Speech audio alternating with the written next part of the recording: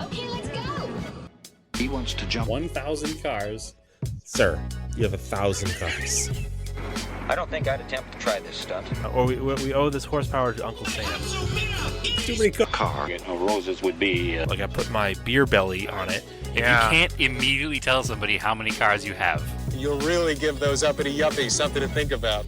Stay on the bar. Don't go off the bar with your Bronco. 1980 Volvo horns, which are like, Yeah. I want a man's coolant. And he's like, oh, I thought it'd be small. It's for a small car. And I'm like, yeah, but it's still an automatic transmission. They're never going to be light. It's definitely going to have to crash. Starting off with Brad buying another car. That's the West. Internet. You know, is this a Nigerian oil print? I also wish you drove a tan Camry. Anyways, Anyway, that's a horrible, very horrible podcast content. very Talking about a picture. inside joke. It loves to be driven hard.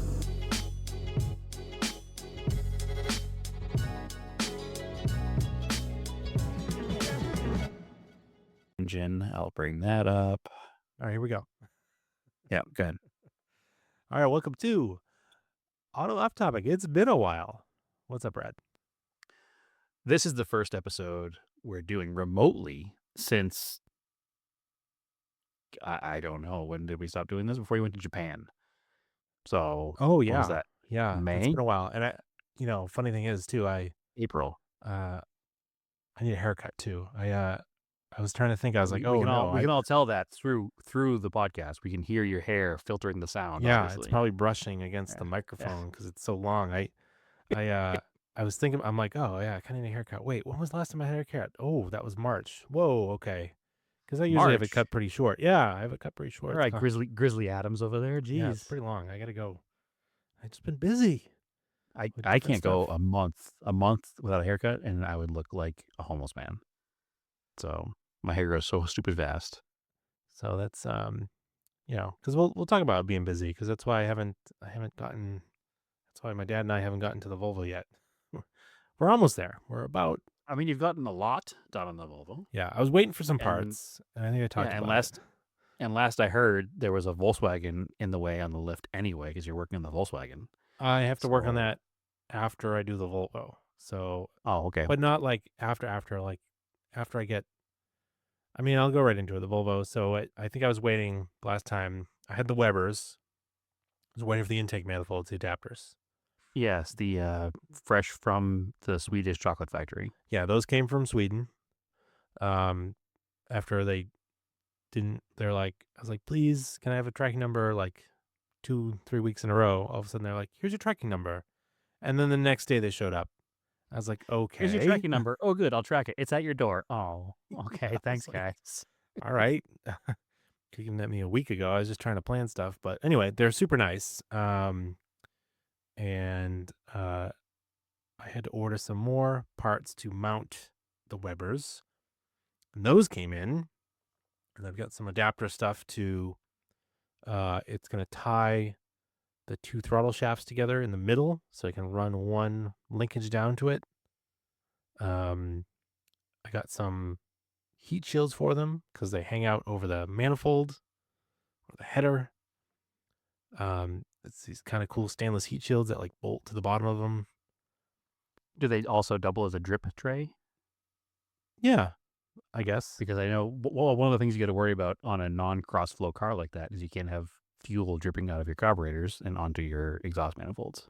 Yeah, I'm gonna wrap the manifolds too. Some people don't like that. I've done it on a lot of my cars. I've never had an issue, so I find it works pretty well.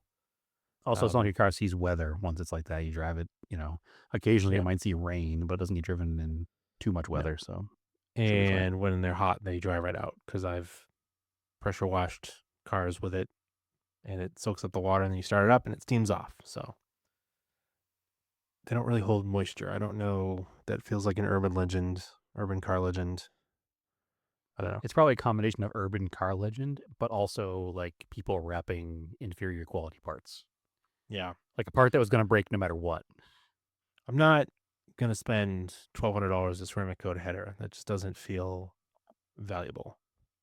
It does not. But you can buy that same header 10 times over in order to cover Yeah. that But anyway, price difference. yeah. So I got a lot of those parts. The plan is to put the Volvo on the lift, put the engine in it, transmission. I gotta rebuild the drive shaft real quick. I should have done that while I've been waiting for stuff, but just didn't get to that as well. It can go in after anyways. I have new exhaust for it. I think I talked about that. That's gonna go on. At least from the engine back, I'll have the exhaust hung under the car. And then we'll take it off the lift, move it over, fiddle with getting the carbs mounted and all hooked up because there's some plumbing to do. I've got a fuel pressure regulator that doubles as a filter. It's kind of cool looking. It's real steampunk looking. It's got like a glass cup. You can see the filter in it. It's Italian. It's like Fancy. Malapassi or something. But it's made for the Webers. And everybody uses them on these Webers, and it you only need like 3 psi for them or something. So it's Yeah, most carburetors run at sub like 4 psi. So yeah. I think they're actually really low. I think they're like individually they're like 1.5. So you set this thing around like 3 or something. So it yeah, if I kinda remember correctly, splits like off. the single Webers are different, obviously, but the single Weber in the Corolla, I think we have actually, I think you were here when I was working on the car, and you, I think, installed the fuel pressure regulator on it. Yeah. And I think it's like 3.5 psi it's set at, Something really or low. something super low like that. Yeah. And this fuel filter is cool. It like almost acts like a little swirl pot kind of surge tank. So it holds there'll be a reserve of fuel up in the firewall. That's So cool. yeah, to try Far so enough away from the engine and the header so it doesn't boil. Oh and yeah, vapor yeah. lock. It'll be so I'm gonna kind of have to reroute the way the fueling goes, like kind of loop the fuel line around along the firewall because there's a ton of space on the passenger side to mount it, and then run it over. You could put it where the little cucaracha horns were. Yeah, basically. As I got that and a couple other things, but then I'll have to figure out the filters for them, which ITG, I'm going to run one of those sausage filters, has backplates set up for DCOE carbs. You just have to figure out the spacing, and you can hopefully they have one that's pre-set up that matches the spacing. If not, I can send them the spacing and they will laser cut one. So Okay. I wondered if they did that or if they sent you a blank because there's round holes and you drilled out the holes. Would that go? you could, but you can also send them the thing and they'll do it for you. That sounds easier. Yeah. Also sounds and cleaner. then- yeah, and the filter just bolts to that. And I got to figure out what height filter I can fit. You try to put the highest one you can because you want the highest trumpets you can fit. Yeah, you want Just basically you're playing with like intake runner length at that point, right? Like yeah, combination of the intake runner plus the trumpet on the carb changes how the carb runs. yeah, and you try to It get the changes longest one you can. The 'Cause velocity of the there's air. some- or well, there's whatever. some harmonics in there. The pressure wave bounces back and forth as the valve closes, so you want it nice and long. Plus, you also So want to sound good. Yeah, and hopefully it'll I've got these. That's the other thing I got to go through. I know what what they came with for jetting, but now I got to look through in my research. Of course, these cars have been around long enough. There's a bunch of old books, PDFs that have what your base jetting you should start at, and then of course some people say like add 10% for modern fuel, and then just kind of figure out order some jets that are a couple stops close to each other so we can get the thing kind of set up at first, and then you have to drive it a little bit and do some tuning. But there's tons of videos on how to tune them and how they work, so it shouldn't be Yeah, the too jets. bad. The jets are inexpensive to buy a variety pack of jets, and then I think we talked before. You're gonna run a oxygen sensor. I have a with wideband, so wideband, so you can I'll help in the mixture. really kind of fine tune the mixture, make sure it's running a safe air fuel ratio, right? Yep. But that also has to be installed, so that reminds me I need to get like an external. You can buy them now. There's external fuse boxes with relays in them. That's kind of cool. Yeah, I have So- one. I have one in my Amazon cart because I was going to buy it Exactly. for the Corolla before it blew up, and it's been sitting in the cart ever since. Which is fine. I hadn't buy it because I found better ones that are not on Amazon since then. So Oh, well, send me So you those better because I want to remind look me. at the Amazon ones. Because I'm looking for one that's gonna maybe get like 4 relays and like 6 fuse spots or something. Like I don't need yeah, a for big sure. one. Yep, they're I just really need slick one. little pieces. Yeah, because I want one that will run the O2. And then the car's got the driving lights on it, so I want one to run the driving lights because I don't want them just all hanging out on the firewall like they were before. Yeah, make it But much cleaner. I was planning on doing it on the fender well and just sinking in a couple of riv nuts, and oh because yes, my favorite. if you look at my Corolla, it has like 7 different wires going to the positive cable on the battery, and that A makes me think fire, and B, it's embarrassing when I open the hood because I don't want people to think that I did that. Yeah, it's a little ridiculous, and that's the thing with especially with like the wideband. You can't just power it directly off ignition power. You want it to, when you turn the ignition on, you want it to trigger the relay, and then it powers it directly from the battery. So, yeah, having a little fuse panel in there that's powered off the battery would be ideal. For sure. But that's kind of where I stand with the Volvo. So then, yeah, that's what we're just gonna do like a final sort of nut and bolt check over the engine. The engine will go in, all that stuff will go in. We'll pull it off the lift. There's a lot of stuff we can do on the floor to figure it out. Hopefully it's running fairly quickly. But while we're doing that, I'm gonna put my mom's Beetle on the lift so I can fix the brakes because we're trying to move it around, and one of the drum brakes is completely locked up. It's basically like on all the time. So it's really hard to move around because it doesn't want to roll. So my dad Plus, bought with a a front. limited driving season, it'd be good to Yeah. get that thing done and out so you can use it. Yeah, my dad bought a front disc brake conversion kit, so I want to do that to it. And hopefully just free up, if it's the rear brakes that are locked up, we'll just free up and put new drums in the rear. You probably don't need new drums. You probably just need new wheel cylinders. Yeah, whatever is stuck, I guess. Yeah. Yeah, We'll that's check the 'em good out. thing about drums is that they're pretty robust. So, while they're slightly more of a pain to maintain and work on, they don't usually need much. And it's a Volkswagen, so a wheel cylinder is probably available at Napa down the street. Maybe. I don't know. Old Beetles. They might not. Maybe they don't. If tear not, it apart won't be that- hard to find. No. Oh, that's the other thing I did do. I did the brakes on the daily driver Volkswagen, which were a pain. Because they require the electronics to turn the parking brake in. Nope. It's a manual cable parking brake, but the rotors were seized to the hubs, like way more than I expected for a 60,000 mile car. But like I did they the came front off. brakes on my mom's Subaru, and Subaru is nice and puts threaded holes in the hub of the rotor that you can use them to push off the hub. And Volkswagen does not do that. So I was trying to hit these things, they weren't coming off. And then my dad had the good idea. They had like little holes in them. They're almost like adjustable bolt holes. I don't know. It was weird. Hit that to the side with the air hammer and spun them off the hub. It worked pretty well. On the Volkswagen. So on the Volkswagen. Yeah, good. And the rears, man, yeah, the shop down the street, I talked about it, wanted like $1,000 to do them. Probably because they're kind of a pain to do, because the caliper bolts are like buried inside between the suspension and are like nearly impossible to get to, and felt like they were like way over torqued from the factory. So, And are they that triple was kinda- squares on top of it?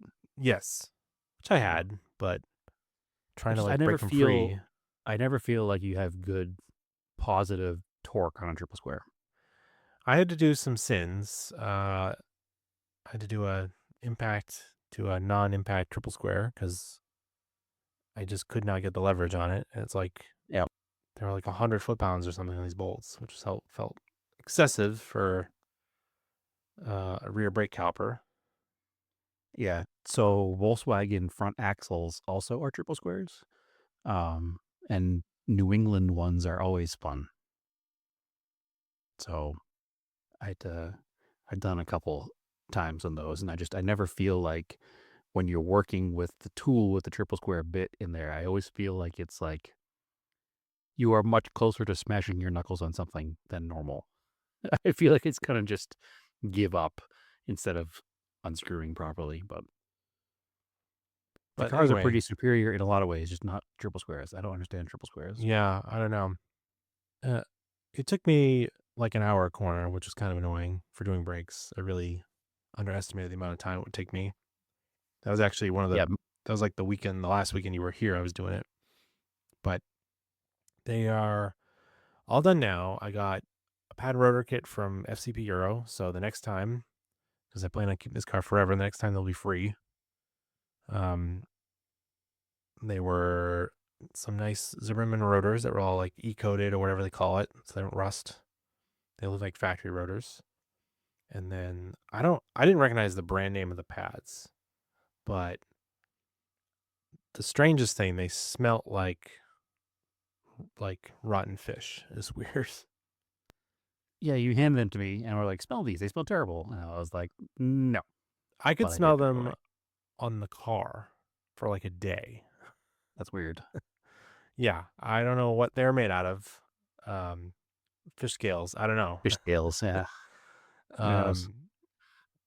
But they break fine. They don't seem to dust too badly, but I kind of didn't take that into consideration. I probably could have bought better pads. But the pad and rotor kit themselves for 4 wheels was $300. So I was like, feels pretty good. That's not terrible at all. And it's not like you track the car, so you don't have to worry No. too much about No, they have super nice excessive braking.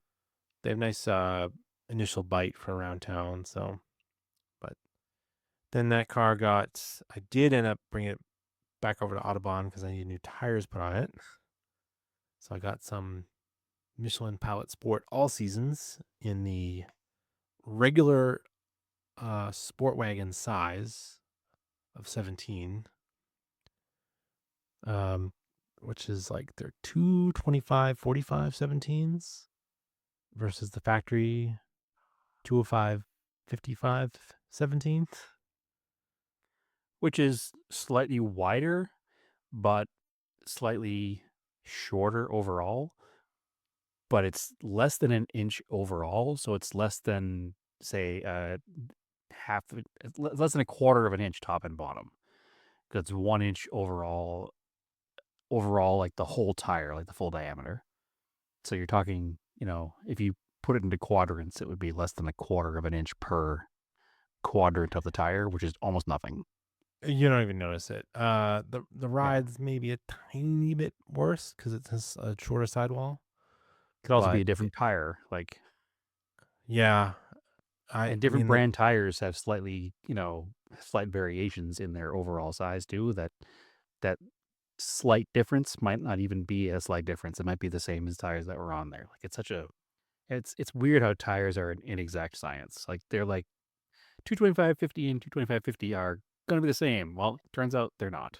They're pretty It's close. such a weird size though.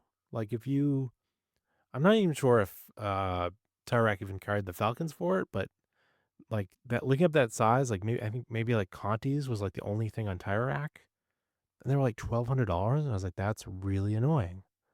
And then you look up the regular sport wagon and a set of Michelin. So these are Michelin Pilot Sport all seasons. So they're not Pilot Sport cups or whatever the hell they are. PS4s. No, they're the same tires you had on the old blue WRX, aren't they? Yeah, so they're 500 tread wear, but they grip like a summer tire pretty well, actually. $800 for 4 tires, which is not cheap. I feel like they were cheaper probably a year ago, but everything was cheaper a year ago. So, I felt like I got a better tire for way less money. So yeah, and you can never go wrong with Michelins. They always last longer, and they're always good tires. So they always way outlast their tread rating. Yeah, and I'm only gonna run these 3 seasons, so and I'm especially glad I swapped them out because it started getting hot here, and I'm doing a lot of mileage. We got some stuff going on I'll talk about. But yeah, so that car, like we said, or in the Discord, it's one of our Discord users there, the Stylus guy, always likes to say every car becomes a project car in a long enough timeline. If you intend to keep it forever, that is definitely the case. And Yeah, I really want to being as keep this car. we all know your history and the Talon in your garage you've had since you pretty much were 17 years old. So, Well, I'm looking at this Volkswagen. I'll probably buy something else at some point, and I'll probably still keep this car because there is no other manual all drive turbo wagon that will ever be made again. and we normally do Starion Market Watch, but did you see the sale last week of the other Great Falls Green 2018 Sport Wagon with 65,000 miles on it? So pretty much your car, but with this panel roof. Yeah, it was a slightly higher model, but I think those are worse because they come with a panel roof, which is not People don't want the desirable in my panel roof. opinion. I think that should actually take away like $5,000 because they're so leak prone. But that car sold for $28,000, which is more than they listed for new. That one was probably like, as option, it was probably in the like low 30s. Okay, but yours it is was listed around 28, I think, right? New. Yeah, mine was like 26, 25, 26. I think you paid that, but I think sticker was like 28. Yeah, I don't remember now, but nonetheless, it's the it's the weird Jetta Sport Wagon thing, like, or Golf Sport Wagon thing, because I had the same luck with mine. Like, mine was worth more than I paid for it 3 years later. Like, and yours is worth more than you paid for it 5 years later, 6 years later. Yeah, I'm not looking to sell it, but I'm not saying you are. I'm just saying what a wild, weird car for that to be. It would only be really annoying. I guess if it ever got totaled, I'd have to argue with them that they should pay me more than probably what they think they should. Well, the good thing is at least there are comps out there to show them. Yeah, because it would be impossible to replace, and I just have to buy something completely different. Or a boring colored one, because those are cheaper. It's just that color combo is what made that car that much money. But anyway, insane. Yeah, it's pretty good. And then I tried that Sonex wheel cleaner you're talking about, the stuff you left over for me. It worked really well. I haven't had a chance to buy more. I got to get some more. I'd used my old wheel cleaner on it the other day, but I like it better. So yeah, it's not cheap. It works really well. My thing is you probably don't need to use it all the time.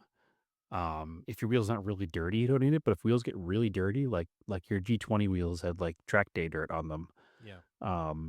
Like after a track day, it probably is really nice to clean with that versus the regular stuff.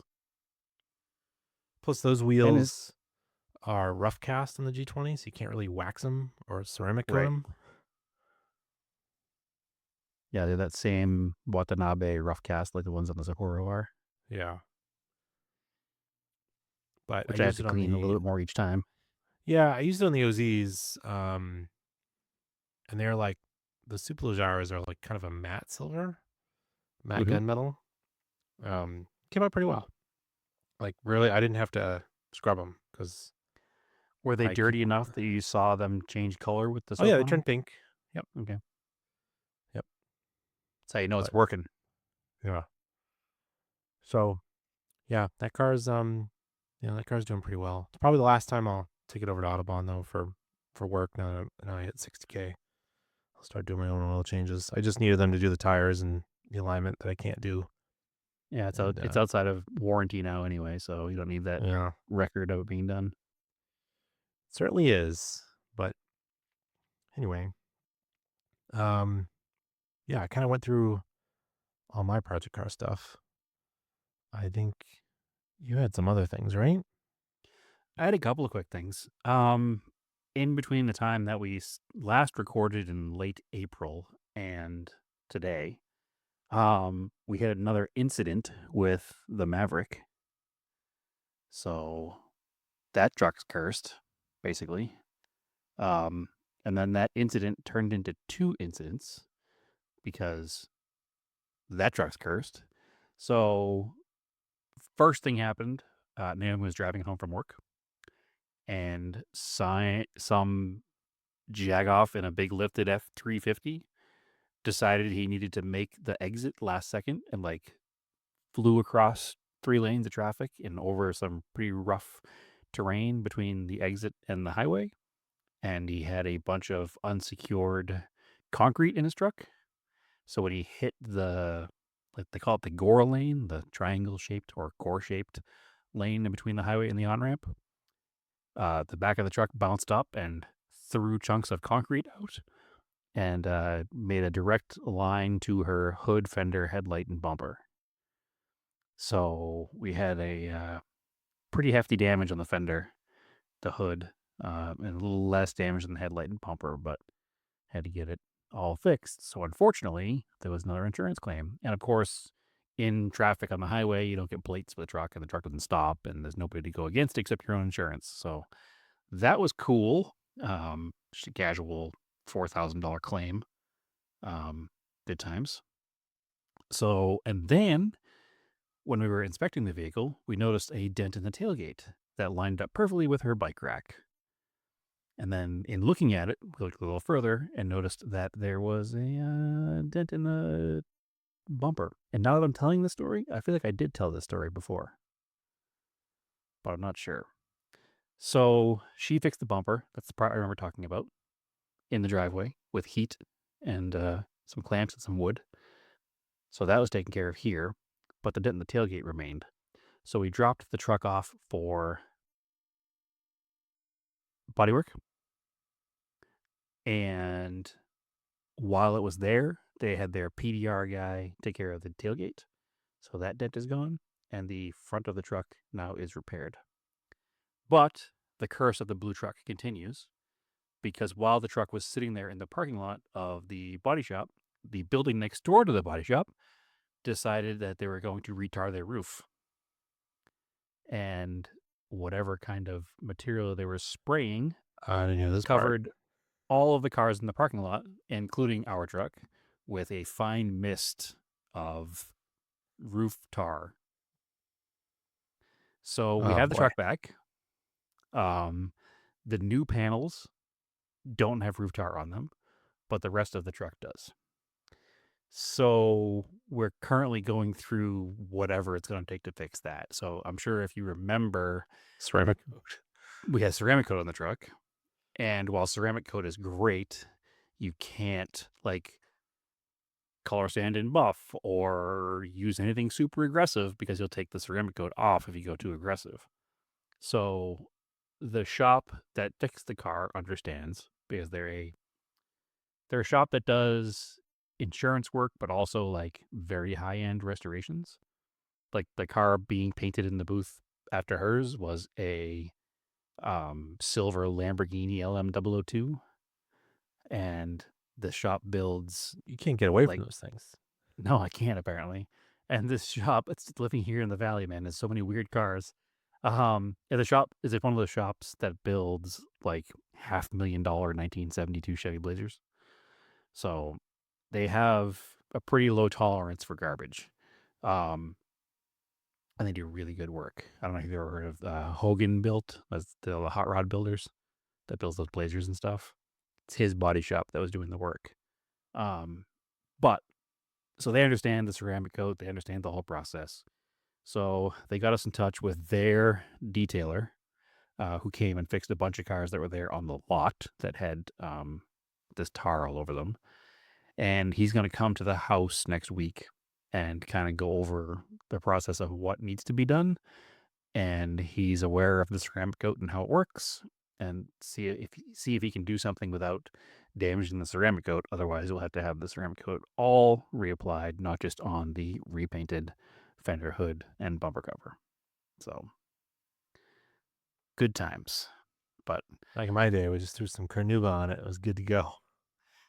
listen, your day is my day. Here's what I'll say about ceramic coat. Let me turn this into this is our going on 2 years now of ceramic coat. It definitely works, because in the entire time we've owned the car, it's never been waxed. And when it gets wet, the water still beads up like I waxed it yesterday. It's very easy to clean. It never really looks dirty. Dust doesn't stick to it. It kind of flies off. The negatives of ceramic coat are it's kind of a pain in the ass. Yeah. You have to think about everything when you're washing the car and cleaning the car. You can't just scrub it. You can't run it through any kind of car wash other than like a fully, definitely touchless car wash, which as a car guy, you should be doing anyway, but there's never that like, I just need to get this thing clean.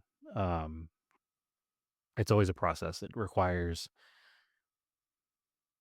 as minimal touch to it as possible. So the quick review is it works really well. The water still beads up. There are no swirl marks on the truck after 2 years. The black plastics have it applied to them, and the black plastics all look like they looked the day we picked the truck up. The wheels are super easy to clean. They never look really brake dusty. That could also be partly because it's a hybrid, so a lot of the electric motor system does some of the braking, but nonetheless, it definitely works. It's just if you want to keep it pristine, it's a bit of work. So, we go out there on a Friday night and clean the car, and it's a 2-hour process to clean the truck because she uses the foam cannon and then a special kind of soap that's specially formulated to use with the ceramic coat stuff, and then she doesn't use anything to dry it but a leaf blower, and that's it's a whole thing. But I will say it looks really good.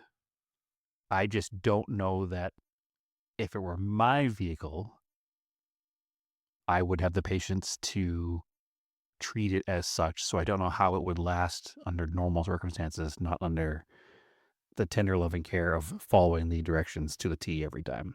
So there's that. I have the bottled ceramic coat stuff is what I do in the Volkswagen. I feel like it's 90% effective. And I just treat it like a normal car, the way I clean it. Sure. Now that's very different, supposedly, stuff. And that's where my issue with this stuff comes, because it's probably more your level because it's the same as mine. Like you're careful enough that it's fine. Like, yeah. And the funny thing is so is Naomi. She just wanted to try this ceramic coat in her truck. And again, like I said, it looks really good all the time. And then I use So there's something to be it's said for it. it's the stuff you spray it when you're rinsing it, and then you Right. rinse it off, and so I'm basically reapplying it every time I wash the car. Yeah. So it just like stays up on it. Yeah, And I have the I don't have detailer that enough does it. information. I don't have enough information on the product to say what the differences are in the product. I do have that stuff as well. The problem is most of my vehicles that get washed with any regularity don't have enough paint to worry about. Yeah, So, but you've seen my Volkswagen has no swirl marks on it. So I've never really looked closely at it because it always just looks nice, but I've never really thought about your process only- with it. the only problem is I think it's in the Volkswagen paint. Is that even since new, I've had that ceramic coat on it. Any bird poop on it just burns it. Like it doesn't matter. I think it wouldn't matter. It's just super acidic. See, now So that's maybe the nicer difference stuff with- wouldn't have. Yeah, so we have those 2 giant trees in our front yard. So we are a constant battle with bird crap here. And there are no stains on our truck. So, and there are definitely stains on my vehicles. Like there's a rather large one on the roof of the truck, my white truck, that obviously that, 35, well, almost 40-year-old paint with no clear coat that's already been sun-baked, had no protection at all. So it didn't take long for the bird poop to eat a stain into that. But at the same time, her truck isn't immune to our trees and does get pooped on. It's a very nice truck for me to poop on, but it doesn't have a lot of stains or any stains at all. So maybe that's part of it. I probably wouldn't do it for my own vehicle only because I also enjoy the satisfaction of waxing a car and stepping back and looking at it. I mean, like, yeah, that looks good. And I'm not willing to spend the money it costs to professionally have something ceramic coated and then not treat it as an object of perfection. I don't want to experiment, you know? It's a very different thing. I have here a quote unquote professional level ceramic coating kit that I wanted to try out on something. I got it when I was working in a body shop, but I don't have anything to try it on. So I'm wait till I have a car with very nice paint that also sees a lot of outdoor time before I even try that myself. So we'll see what happens. But nonetheless, short version of a long story, it definitely works, but it's not maintenance free. It's a little bit more maintenance heavy. At least if you follow their directions as they say to be done by the Japanese company that makes the product called Sencha. So also, if you use the Sencha product, they tell you to use the Sencha products on the Sencha product. Of And course. they're only available from Japan. Of course. Well, And then you know it's good. there's only one vendor in the entire United States that sells it. So you have to buy it direct from him because they won't ship it from Japan to the United States unless you buy it through their retailer. It's the Kobe beef of ceramic coating. Yeah, it really is. I will say that the retailer Wagyu that has beef, I it does should say. not. Yeah, I knew what you meant. The retailer that has it does not mark it up significantly over the list price in Japan, so it's not. At least it's not that kind of a thing where it's like, oh, you can buy in Japan for $12, and here it's $150. Well, there's a reason to go to Japan. You can load up a carry-on with it. It might make the trip worthwhile. We'll see what happens. But again, like I said, he doesn't charge a huge markup, so it's not. It wouldn't even be that good. But it's funny because you go to their website and it lets you build a whole cart, and then you go to order it, and it's like, no, we cannot ship to the United States. Please go visit Bob Moses detailing. So, which means apparently it's also only sold in Phoenix because Bob Moses is like a local detailer. But okay, whatever. Stuff works, no question. So, moving on from her truck, which I'll have another update for hopefully next week after the detailer comes. I did get an engine for the Colt. I don't think we talked about that. I don't remember. It's probably not recording No, for so I don't think long. you I did. forget what we did and didn't talk about. So, as you know, the Colt has been inoperable for a bit. This is the Blue 78 Colt. The 1.6 in it has been tired for a while, but I've been limping it along the past 4 or 5 years. And then actually, one of the last times you were here was the weekend of the Prescott Forest Rally last year. Was it last year? It must have been last year. And It was. so September of last year. Yep. At the Prescott Forest Rally, they were doing at Park Expose, they wanted a display of vehicles that over the years have been used in rally in the U.S. And obviously Dodge Colts were a huge presence in American rally in the 70s and 80s.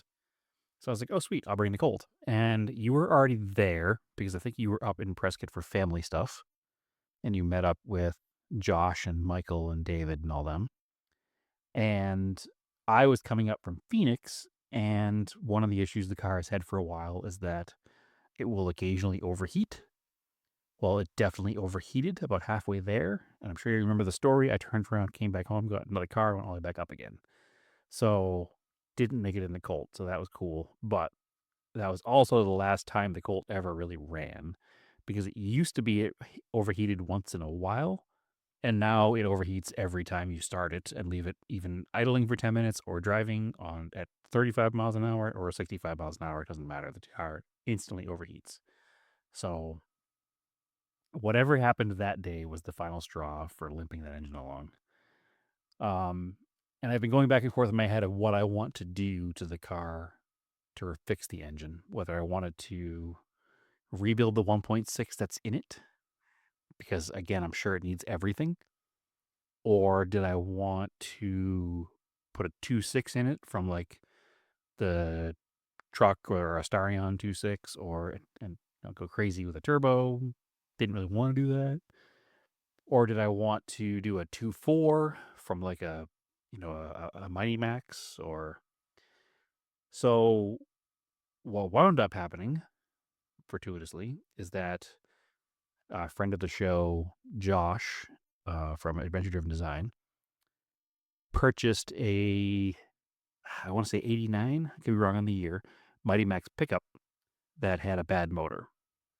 Well, the seller sold it along with a spare engine that was in the back. But the truck was a 2.4 truck, and the engine in the back was a 2.4. Sorry, the truck was a 2.4 fuel-injected truck, and the engine that was there was a 2-liter carbureted engine. So it didn't do him any good. So I made a deal with him to purchase the spare engine from him because it was supposedly a good engine. Whether it's totally good or not, I don't know, but it's out of the vehicle. So I'm going to put it on the stand and strip it down and re-gasket it and inspect it. And if it seems decent, then I'll just run it as is. If it's junk, then we'll figure it out from there. But it is a 4G63 from a probably mid-80s carbureted Mighty Max truck. But it's a single cam 4G63. So that bolts directly up to the transmission in the car. So that requires no extra work as far as that goes. It's carbureted, so there's really no extra work as far as that goes. I could technically run it with the stock carb, or I could buy a $200 Weber and convert it to that, or I could go way overboard and do twin carbs like you did, which if any car deserves it, join it's the that fun. car. I may do that. We'll see what the budget and YOLO. timing allows for at the time. Yeah. It may get a single carb just to get it running. We'll see what happens. But yeah, so it's going to get 4G63 swapped, but not twin cam 4G63, single cam 4G63, which in learning about that is pretty much a cylinder head is swaps on. There's not any big modifications to be made other than obviously timing equipment. So I could technically do a twin cam swap if I wanted to, but doing a twin cam swap presents all kinds of problems with clearance for things in a Colt. So I think the move might just be to run the 2-liter single overhead cam 4G63 with some fun induction and make it work again. So there is a 4G63 on the floor in the garage. It's painted neon green and looks terrible, but that'll be fixed. Because it's from a mini truck guy out of a mini truck. So it is mini truck mods, which will get taken care of. So that car is in line to be done after the Corolla, which is sitting in the garage in the position of service, which I think I talked about last time, but haven't actually touched because it's been, I don't even know why. It's just been busy. It's been hot and it's been busy, and I haven't cared about going out and working on it. And I think a big thing about not podcasting is I don't have any reason to go out and work on cars. So I think part of the reason we podcast is to keep us honest and keep us working on cars. So maybe we start recording and I can have updates if I go work on things. I guess. Well, that's it for project car stuff around here currently. I will say that this is our first not in-person podcast since the long break. We are trying to figure out how to make it better, how to make it sound better, how to make it work better. And we're trying new things so that we can make it more reliable so that we can have guests. Because currently we don't want to invite guests on and then have audio issues. So Exactly. I did a little behind the scenes stuff here. We did purchase a Wi-Fi booster for the house here because it seems like one of the issues here is that the signal would drop a lot. And I'm not sure if it was just due to inferior equipment or what. But I also didn't have great Wi-Fi in the garage. So this booster seems to have taken care of that problem. And knock on wood, I haven't had any issues tonight with this podcast dropping or the signal scrambling or either one of us sounding like a robot. So maybe there is some positivity to this Wi-Fi booster. So that could be maybe a part of our problem. We shall see. But we do want to keep it going. We do want to improve things and make it better. You know, I think part of the reason we stopped was because we got a little stagnant and we're trying to make things better. So bear with us as we make some changes and try to make things better. Because ultimately we do this for us. We're not trying to make a profit or make a living. So it's If it becomes too much of a pain, we'll stop doing it, right?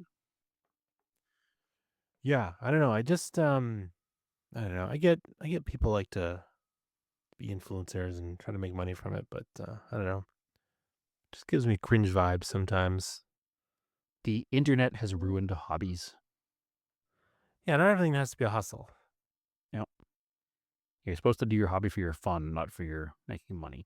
And listen, You can if you want. I but don't. not for Yeah, I us. don't. It's not negative. I'm not. That's not saying you can't do it. I'm just saying like we're not here to make money. We're here to enjoy cars and car life. And let's be honest, dudes don't call each other on the phone, so this gives us an hour a week to chat about cars together. So there it is. That's how this works. And if you want to listen to it, we appreciate you listening to it. And as I think I said in one of the last 2 episodes, I appreciate everybody who reached out during our month and a half or so of absence, because it does remind me that people are actually there listening, and I get surprised sometimes because imposter syndrome. But I promise I won't talk about it every week. We're trying to figure things out, trying to get things going, and trying to get back into the swing of things and get into the routines and do all our stuff and maybe get some games of Craig Don't Tell Me going and all kinds of good stuff happening. So we're here. We're not going away yet. Another couple of weeks at least, and we'll make it work. Yeah, One step at a time. Have you been to any events, Andrew? I have. A kind of a funny one. I took well, because we were away in Japan, we missed Monster Jam at Foxborough Stadium, which okay. Because Marco's into Monster Jam because he's 5, and it's perpetually on like Pluto TV or something. So Sure. if you just turn it on that streaming channel, it's just always on. But there is Hot Wheels Monster Trucks, which is similar, but I think it's based on a cartoon that exists, I guess, which he's never actually seen, but it didn't matter because it was Monster Trucks. At the end of the day, Um, they're monster trucks. It doesn't matter if It, it's a it cartoon or throws me not. off because like Monster Jam trucks are made by Hot Wheels, and then Hot Wheels makes the Hot Wheels Monster Trucks, but they don't appear in the same series if you go see them live. Like, if 2 you wanna separate s- universes, Andrew. yeah, if you want to see Bigfoot, you have to go to the Hot Wheels one, which is cool because I actually got to see Bigfoot. I've never seen Bigfoot in real life. Well, no, I saw it on display at Indianapolis last year, but I've never actually seen it run. And it was the 50th anniversary edition. So it's like the F100 body, I think. It's like the The original style original body. 77 Yeah, or but it's got 75. blue. Yeah, it's got blue with gold 50th anniversary stuff on it. It looks pretty cool actually, but it's on the modern Monster Truck chassis, which I felt like looking at the Hot Wheels ones in person, they were smaller because they mostly only do indoor events. Like this was the first outdoor one they did in the country ever at Stafford Speedway. Where was it? Okay, in Stafford Connecticut. Speedway. That makes sense. Yeah. It was kind of rainy, but there was a good crowd. But my critique is like it wasn't like constant action. Like it needed to be like a little more constant action. Like, come on. Like they were really drawing it out for like 2 hours, but you guys could have done a little more stuff, maybe. I don't know. I guess, and also that goes with like you and I are so spoiled by motorsports that it's like, and I feel like maybe even Marco was a little underwhelmed because the kid's been to like some NASCAR races. Sure. It's like if you've never seen the ocean before, a lake seems pretty impressive, right? Yeah, absolutely. So it was cool though. Kids enjoy it. The merch, oh my gosh, was so expensive. So what the hell? Yeah, because they got you. They know you're there with kids. They know you can't say Ah. no to a merch event. The regular size like Hot Wheels monster truck, like that size monster truck toy that's like approximately Sure. 1/64 or whatever the heck it is. Yeah, it's like a normal size Hot Wheels body with a monster truck chassis.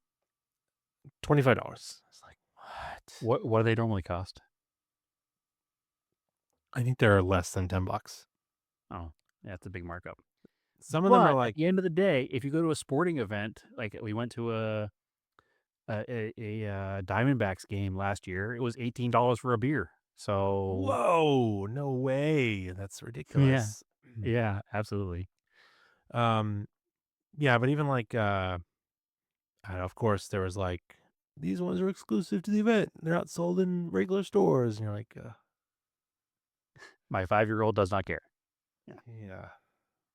But Bigfoot won, you know, Quote unquote.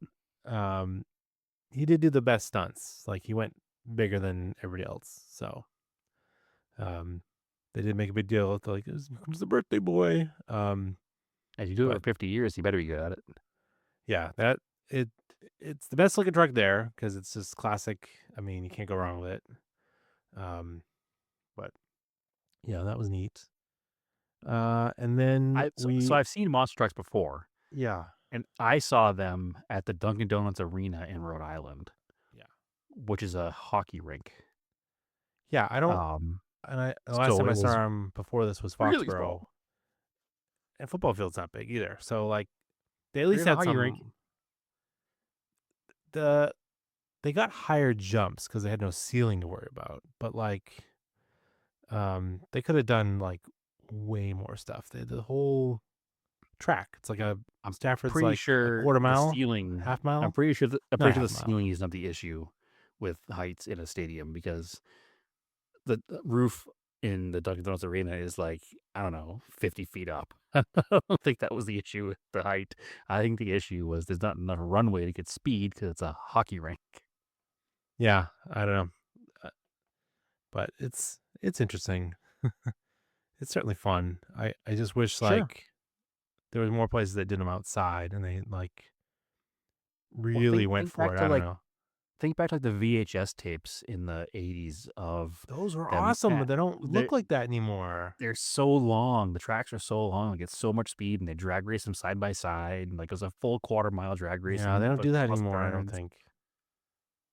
That's what I want to see. I want that Yep. because Well, the I modern. think I think we talked about this in our episode. We have a Halloween episode about monster trucks. Bigfoot's the original, and they had that rigid chassis originally, and now with the modern chassis, they're like ridiculous. They do all the stunts. It's like they've Well, I think they probably learned they didn't need to have such a big spectacle because they marketed towards children. Children have short attention spans. They didn't need a long track. They just needed trucks to do backflips. And once trucks could do backflips, they could do it in the hockey arena. Well, rink. that's the thing. See, Monster Jam had a little more action, and I feel like they did do backflips at Monster Jam, but like not here. They just did like a high jump. It was like kind of weird. the budget's lower. Yeah. So yeah, that was cool. This weekend, coming up, Lime Rock, because they haven't had IMSA for like 3 years now, but they've got NASCAR trucks. So I know, me, Stephanie, and Marco are going to go check it out. Our other friend, Steve, and his wife, also a listener on the Discord, they're going to meet us there. So I believe, well, I know for sure that Jordan Taylor is running as Rodney Yep. Sandstorm. He's running as Rodney Sandstorm. Maybe, I don't know. They're joking on it in social media. He's probably running as his real name, but All right. a lot of the top truck drivers will be there. I forget, Heim, I think, is like the real fast guy right now in the Toyota. Corey Haim, not Corey Corey Haim? Haim. Yeah, I don't know how he'll be on a road course, but the one truck race I watched, which I think was Miami, I think I told you to watch this one, was like ridiculous, where his truck was like super fast, but it kept shutting off on him. Like he had an engine issue. Or Yeah. ignition Yeah, issue. I mean, did watch it. He would like fire back on, he'd like catch right up, and then it would shut off. That was weird. So yeah, that should be interesting. I think Frankie Muniz is running it, which would be cool. The actor from Malcolm in the As Middle. Malcolm. Yeah. Rodney Sandstorm versus Malcolm in the middle. He got to run Le Mans the other weekend, but in the Mustang GT support race, which was kind of cool. So they have a one make Mustang series for endurance racing. Oh, that's cool. And he got to, yeah, because he's like a Ford driver. So yeah, it was pretty cool. Yeah, because we didn't cover Le Mans happened 2 weeks ago. It did. Ferrari won. Ferrari again. won third But- time in the way. Yeah. But it was not the factory team, Nope. which is cool. Yeah, privateer. 24 hours of Nürburgring was this past weekend. I was telling you it was a paywalled, annoyingly, because it went from being free on YouTube for the last couple of years to paywalled in the United States. So I think I'm gonna have to invest in a VPN because that feels like a better investment than paying for streaming services that I'll never use again. Because it was streaming on like Racer Plus, and I was like, I definitely don't want to pay for that. I feel like I would like to invest in theft because that's what I need to do at this point. It is time at this point in streaming services. It is time for crime. I've had enough. Yep. Although I will say we wrapped up. Well, let's talk. Mexico was awesome. NASCAR race in Mexico. It was amazing.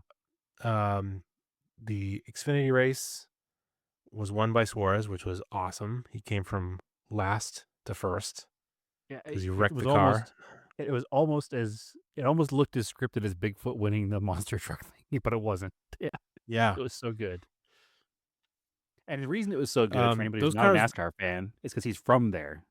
Like that's where he's Yeah. from. So it was the hometown hero, and the crowd went nuts.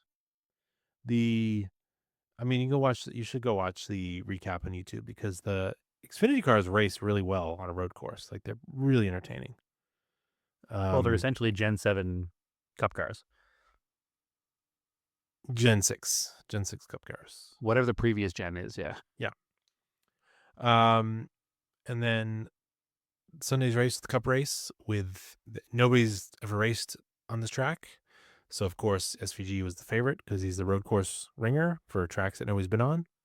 And unsurprisingly, he absolutely smoked everyone. So, it was still a The good race, last though. 10 laps of the race, he was a second a lap faster than everybody else. With 10 laps to go, he was up by 9 seconds. He won the race by 19 seconds. The largest gap in since the 70s of any NASCAR race, any Cup race. And the largest gap in any road course race ever. Yeah, and the closest, the next closest was Larson at Bristol last year, where he just dominated that race in September. But yeah, that was an interesting race. That was cool. I think I was listening to another podcast that made a good point that, maybe they don't go back to Mexico next year, but maybe they try Canada. Maybe they alternate every other year, go somewhere like Mexico or Canada. Well, the Mexico like, an course is a international. Formula One course. Yeah. So there are plenty of Formula One courses that they could. We do, Use. Montreal. That would be a cool place for a NASCAR race. I'd go up there for that. Yeah, 100%. I'm in for that completely. I mean, if I had not spent a bunch of money on Japan, I probably would have gone to Mexico City for a NASCAR race, but that was out of the cards this year. But so that was a really cool race, and this past weekend was Pocono, but it kind of wrapped up we were talking about streaming services. It was Prime's coverage of NASCAR, so they had they had 6 races. Yep. It was pretty good. I didn't mind it. I liked it. It's better The than Fox. coverage- Fox is definitely is bad. The coverage wasn't terrible. What I did not like about it was I did not watch the Pocono race live. Yeah. I watched it after the fact, and it Yeah. was very difficult to find the race Yes. on Prime. I did that too. I had to. It didn't even list it in the thing when you searched it. No. I had to go to the pre-race and long press the select button, and it was it brought up additional options, and it was Yeah. oh, here's the race replay, but it took me forever to find it. And then I got halfway through it, or 3/4 after the first 2 stages, and I was like, all right, I got to watch the 3rd stage tomorrow because I get stuff to do. And then I put the 3rd stage on. If my boss is listening, cover your ears, on my desk at work the next day. So I just put it on my phone, and it wouldn't let me restart, or I'd stop watching it on the TV, and it was frustrating. Oh, 'cause, like, weird. I had to fast forward all the way to stage 3, and then the Prime thing doesn't fast forward or rewind very good. Doesn't give you a preview, No. so you have to kind of like guess. And like I guessed it went too far, and I was like, well, I guess I know who's leading with this many laps to go, but it's kind of clunky. And at the end of the day, personal feelings aside, I don't want to have to use Prime. Like, it is what it Yeah, is. But I'm glad it's back to regular cable. Spoken like a so true old now- man. Well, now we're back to NBC, which NBC does really, really good motorsports coverage. Yes, they do. I assume Lee Diffie's back. Yeah, I think so. Perfect. Yeah, I don't know. The Fox one is definitely the low point of this broadcast because their on-air talent is just not good. Nope. I don't know. I just do not Paula, like. if you've watched, have you watched an Xfinity race in the CW? No, because It's I don't even know where the CW is. I might even have that on my cable, as a lot of people are complaining. Like some people don't even have it, or it doesn't, or some CW affiliates don't broadcast the race. Oh, well, we have the CW affiliate here that does, and the coverage makes Fox look professional. It Okay. is absolutely atrocious. It's like, and the car driven by a guy is passing Well, I think they another car. Don't they like sub in drivers? Like, what didn't Chastain do Mexico or something? Like, So Xfinity, a lot of times they have open cars. And if a Cup driver wants to use an open car, they'll go in there and use the open car for practice or for whatever. So no. I think I meant like on for the coverage? broadcast. Yeah. Oh, I think yeah. Chastain did the Sometimes. broadcast coverage for Mexico. Oh, I did not know that, but I know that sometimes they have had it in the past. Yes, but NASCAR does that too, because the Cup race this weekend they had Corey LaJoy in the booth. Yeah. So who knows? I don't know. All I know is Kevin Harvick and Clint Boyer are just not good on air at all. No, they're definitely not. They're definitely not. And the I camera think work one is like awful. driver is probably good for the regular play-by-play, because you have that instant conversation available with a driver, but 2 drivers is not the way to do it. So have 1 driver in the play-by-play booth and then 1 driver on like pit reporting or somewhere to go to like. You need a person who is a play-by-play professional. Correct. And not Like- every driver is. Like Lee Diffie. He's good. No, the absolute best call last season was the summertime Daytona race with Harrison Burton winning. Like the call that Lee Diffie gave was so good. Yep. And they recap it in the Netflix series. Which I still haven't watched yet. I'm like halfway through. It's pretty good. It's worth watching. I kind of forgot about it, honestly. Yeah, it's worth watching. Yeah, because there's nothing on during the week right now. It's the middle of summer. I think Naomi would enjoy it too. Stephanie liked it. So I haven't finished the Earnhardt documentary. I'm like halfway through it. Haven't even started that one yet. It's good. It's definitely stuff that like I didn't know. So that was cool. There's the Le Mans documentary. For the Garage 56 one. Yeah, I gotta watch that. I just haven't sat down to do it. It's on my list, but I haven't watched it yet either. Yeah. Maybe after recording. Naomi's on a bike ride, so I'll have some time to watch it. So, but yeah, there's some. I think there's only I read tonight. There's only 9 regular season races left, which doesn't seem like a lot, or seems like. But yeah, because we're kind of halfway through the summer. There's 10 playoff races too, though, right? Yeah. So it's still 20 more weeks. Yeah. So it's not a short period of time. I mean, I'm gonna go see the Cup cars in September, which isn't. I don't want to rush the summer because it's not 4th of July yet, but that's in September. So, Right. But yeah. Oh, they race until November, so there's plenty of time to go. Mm-hmm. The race here is November, so. I went to a Haggerty Drivers Club event. Oh, okay. So How was that? It was interesting. Did you make sure you got a discount through your Haggerty's Driver Club, right? It was free for Haggerty Drivers Club members. Okay. Okay. Yep. That's good. It was actually free for everybody. There was no cost to the event. Okay. Period. I've But talked if you were about it before. Haggerty, You should always check there because you're paying for it. Yeah. Sometimes you don't realize it. They have like discounted stuff in there for events. yeah, for sure. But it was so Haggerty Drivers Club. So Haggerty does, they call it there's something they call that past week, like Never Stop Driving Days or Driving Day or something like that they call it. And they do events all over the country. And our event was this past Sunday.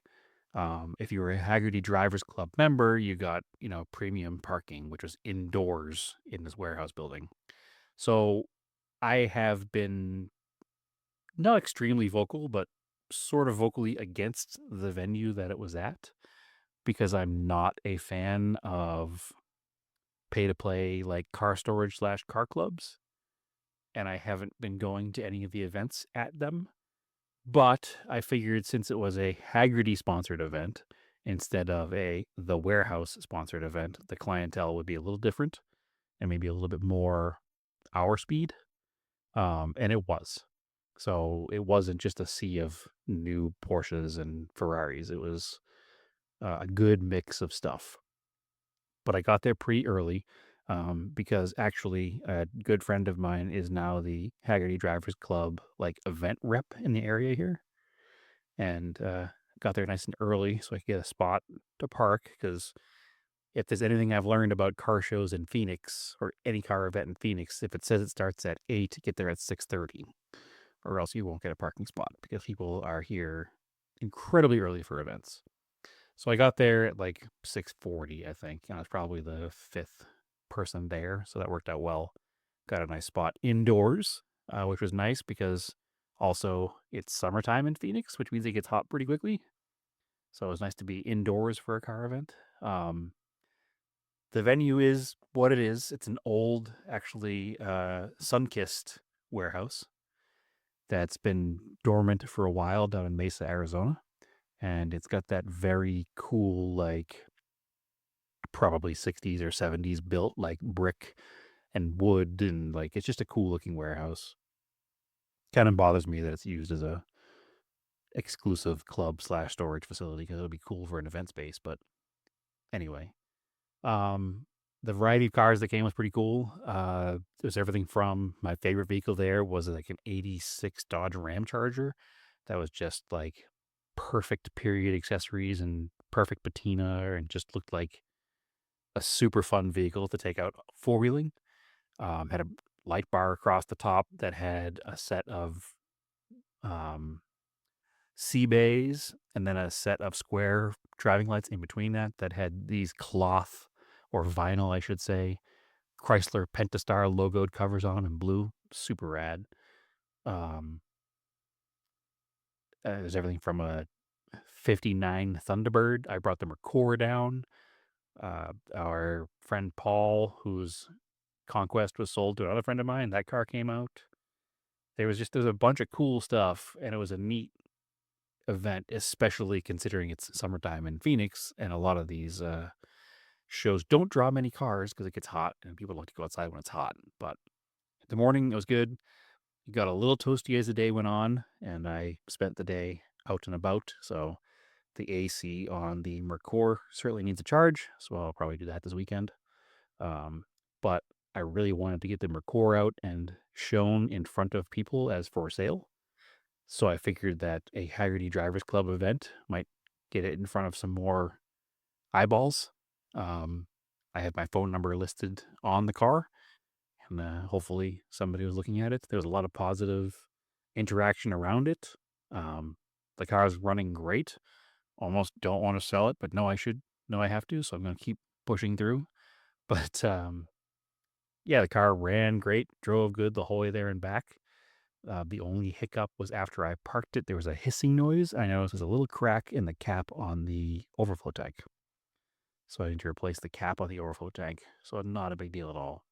But the car ran great other than the AC. Event was a good time. Free coffee and donuts.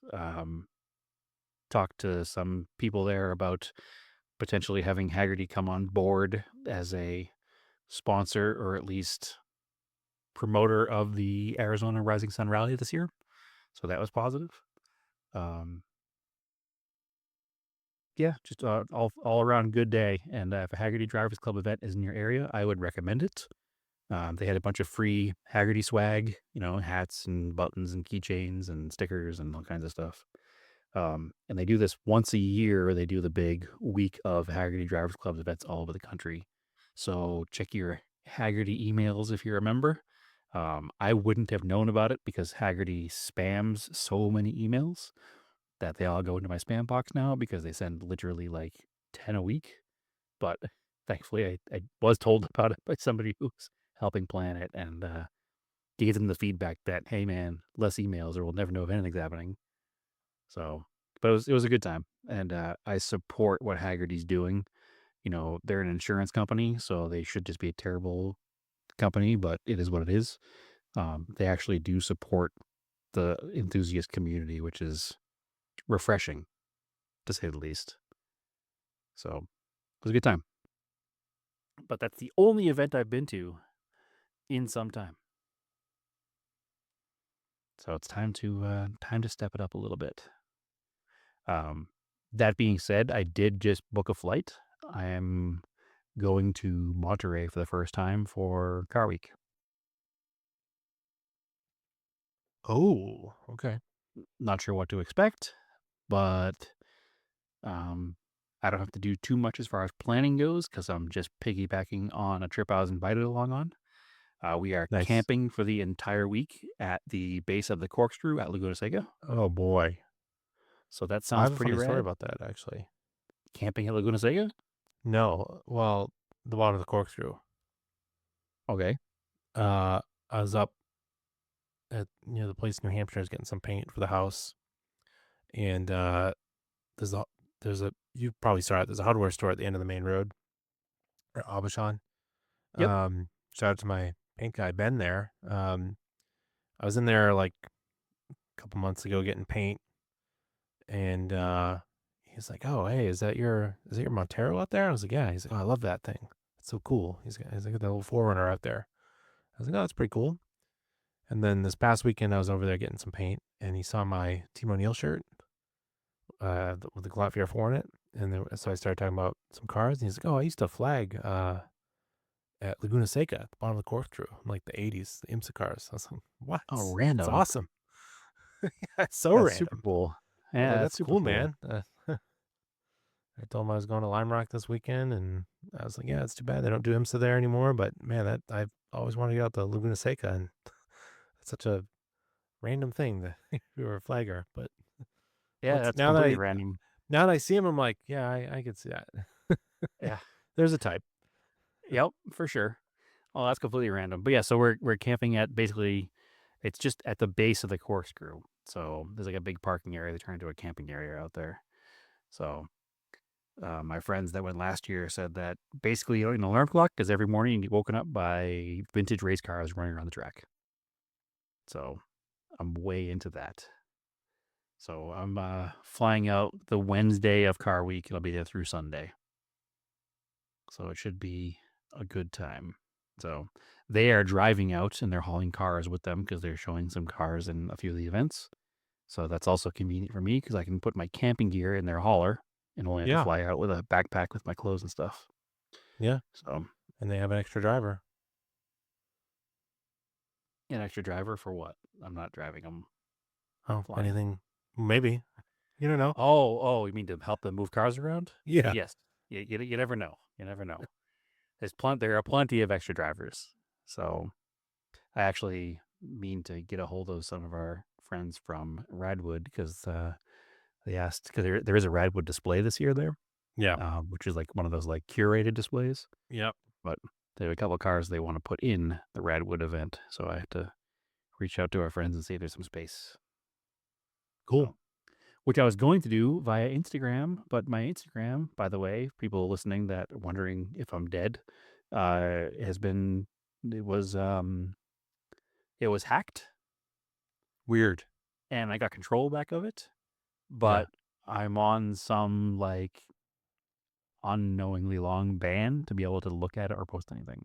Oh, weird. It literally just says cannot load feed, even though I've logged back in and did all the Huh. things to say that it's mine. Changed the password like 100 Well- times. Like, super annoying. You know where people can get a hold of you reliably? The Discord. Come join the Discord. Yes, the Discord We're not is a locked out of place. that. I'm currently not locked out of that. Maybe next week, but No, only if I ban you. it's actually been Just it's kidding. actually been refreshing not having Instagram. Like I know I still have the auto off topic feed I could go to, but it's not the same because it's not my like personally curated feed. It's been kind of nice not having it for the past 2 weeks because I haven't spent any time on Instagram. Yeah. So sometimes taking a break from social media is not a bad thing. So if you have been reaching out to me, I apologize. It loads up enough to show me that I have like 12 or 13 messages, but I click the little triangle to see my messages and it says cannot load messages. That's like, cool. Thanks, Instagram. So, yeah. Anyway, so I took a bunch of pictures at the Haggerty event. Haven't shared them. I guess I could share them on the auto off topic page. Yeah. I probably should, but I haven't yet. Maybe that's what I'll do after podcast tonight. I'll share those pictures on the auto off topic page to do something with them. You should, So, because I was thinking, I was like, oh, I never shared any of the hobby shop pictures on our Scale Autocast. I should do that because it Nope. goes with our episode that we did. So yep. And I have I'll tons probably of do Scale that AutoCAD this stuff to week. post too. And But- I fully intended to post Le Mans cars during Le Mans weekend on that page, and I didn't do that either. So I've just been, because I was thrown out of my Instagram page. I've Such a been bad pretty, influencer, Brad. I've been pretty annoyed with the whole thing and just haven't done it at all. So, is what it is. Life Yeah, goes and on. I've got I finished some RC stuff, so I gotta post that up. But anyway, I Excellent. don't know. Is that an episode? That is an episode. This gets us right back in the groove, Andrew. We're back in the remote we're back. recording area here. We're back. We got this going. This is our first big one. As long as when we close the session out, it does its thing. Yeah. Hopefully it does. If not, this is all for naught. Yeah, I'm gonna Where can they find you, Andrew? metaphorically flip my table. Yeah. They can find me Instagram at Race and Anger, and I'm on Threads sometimes, and Blue Sky if they want, and of course in our Discord. So come hang out there. And Auto Off Topic is on Facebook, Instagram, and all the other places. Well, you can find me nowhere other than Discord. So Yeah. that's the place to go. I can't even get into Threads because it's linked through Instagram. So All right. Well, it is what it is. keep your social life analog. Yeah, very All much right, so. Keep cars analog, and name for the roses.